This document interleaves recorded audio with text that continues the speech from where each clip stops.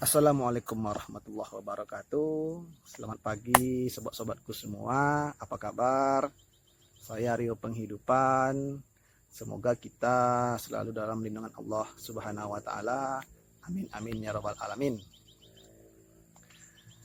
Oke sobat-sobatku, pada video kali ini kita akan membahas tentang penyebab tanaman kelapa sawit kita berproduksi rendah. Ya, yang pertama yaitu dari segi pemilihan bibit. Nah, dari segi pemilihan bibit ini merupakan salah satu faktor utamanya kenapa sawit kita berproduksi sedikit. Nah, ini telah kita bahas pada video sebelumnya. Itu bisa kawan-kawan lihat di channel kita Rio Penghidupan. Nah, faktor yang kedua yaitu dari segi pemupukan. Banyak petani kita yang belum mengetahui ketika dia memupuk, pupuk apa yang harus diberikan di saat tanaman kelapa sawit kita itu seperti ini. Nah, apa dari fungsi pupuk yang dia berikan itu, banyak dari petani kita itu yang belum mengetahui tentang fungsi-fungsi dari pupuk yang diberikannya pada tanaman kelapa sawitnya. Tentunya ini akan merugikan si petani tersebut kalau seandainya kita tidak mengetahui apa fungsi dari pupuk kita ini, bagaimana tanaman kelapa sawit kita ini, apa sebenarnya yang dia butuhkan unsur haranya, apa yang dia butuhkan pupuknya di saat dia pertumbuhannya seperti sekarang ini. Nah, begitu. Nah, sobat semua, kita akan mengenal sedikit pembagian dari pupuk itu. Pupuk itu terbagi atas dua sobat jenisnya, yaitu pupuk makro dan pupuk mikro. Pupuk makro ini sobat, ada hal-hal yang dilupakan oleh petani kita. Nah, kita sering mengenalnya pupuk urea, sering mengenalnya pupuk KCL, sering mendengarnya pupuk TSP.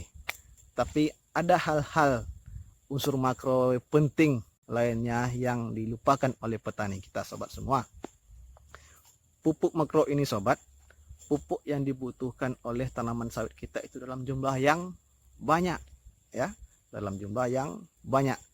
Tentunya kalau ini kurang kita berikan, akan berpengaruh kepada produksi tanaman sawit kita itu sobat, ya.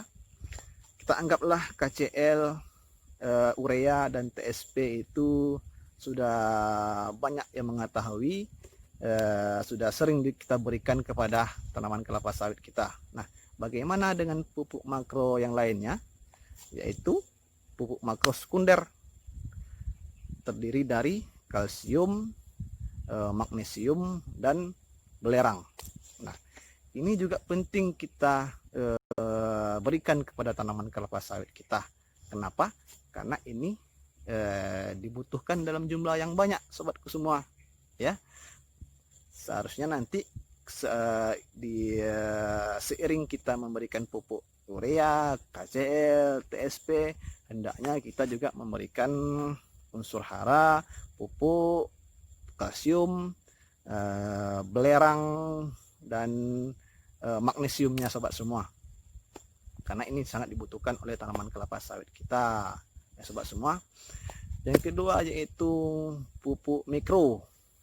Pupuk mikro ini pupuk yang dibutuhkan oleh tanaman sawit kita dalam jumlah yang hanya sedikit sobat semua. Tapi kalau ini kurang, tentunya juga berpengaruh terhadap produksi tanaman kelapa sawit kita, ya sobat semua. Pupuk mikro ini bisa kita dapatkan di outlet pertanian. Bisa sobat tanyakan nanti pupuk mikro untuk tanaman sawit, yaitu dari zinc, Cu,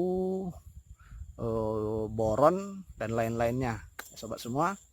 Ini hendaknya juga menjadi perhatian petani-petani kita, sobat-sobat kita petani kelapa sawit. Jangan sampai ini diabaikan tentunya. Kalau seandainya kita ingin tanaman kelapa sawit kita itu berproduksi memuaskan. Kalau sekiranya ini bermanfaat, silakan sobat-sobat semua like dan bagikan video ini kepada sanak saudara, handai taulan, kerabat semuanya. Sekian dulu dari saya. Mohon maaf. Wassalamualaikum warahmatullahi wabarakatuh.